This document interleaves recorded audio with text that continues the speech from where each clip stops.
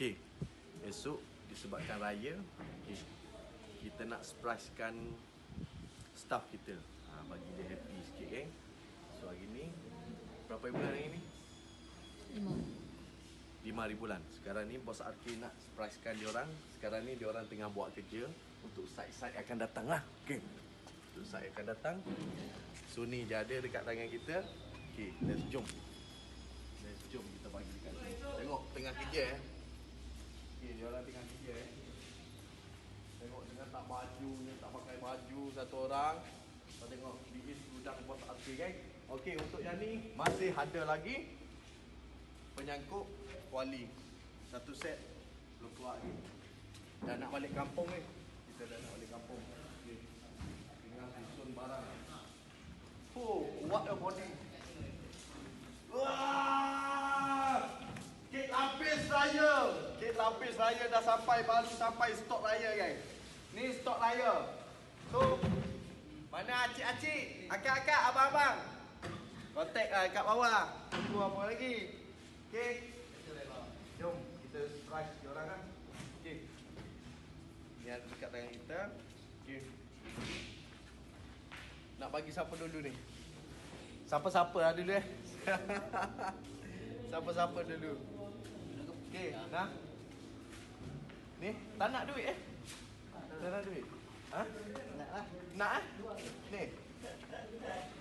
Cukup Selamat hari Raya. Hari raya apa? Ada. Ada. Takut tertukar. Okey. Kali dengan hari raya tak weh? Ni. Oh, tengah angkat papan. Tengah angkat kek lapis dulu. Jajan raya geng. Alhamdulillah. Alhamdulillah.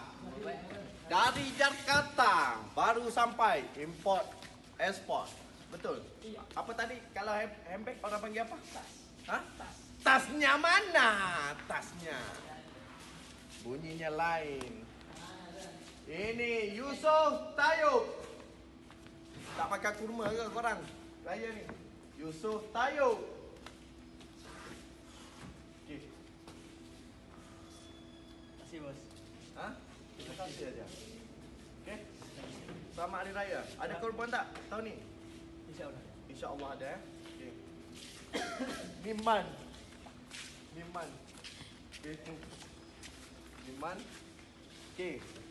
Untuk yang ni, okey, kita cabut Okey, kita cabut untuk duit raya kan. Disebabkan dia kerja tak ingat dunia kan. Dia punya commission. Okey, kita cabut je dekat sini. Okey, kita bagi dia. Random saja kita bagi, okey? Untuk yang ni. So kerja kuat ni. Ha? Beres. Kerja kuat. Adik abang ni, adik abang. Okey. So apa pun geng? Stok dah sampai. Janji jual. So untuk slot selepas raya masih ada lagi geng. Masih ada lagi. So malam ni ada lagi ni. Malam raya masih ada lagi. Okey. Ini untuk set tadi rezeki raya geng. Abang Mantin terus proceed lagi geng. 3 set. Buat satu set, grab 3 set ni 15,000. Okay. Apapun jangan lupa follow Bos RK kan. Share, like, follow. Okay. So kepada semua selamat Hari Raya, Aidil Adha semua. Okay. Kena korban lah. Jangan tak korban pula. Okay. Alright. Luncho.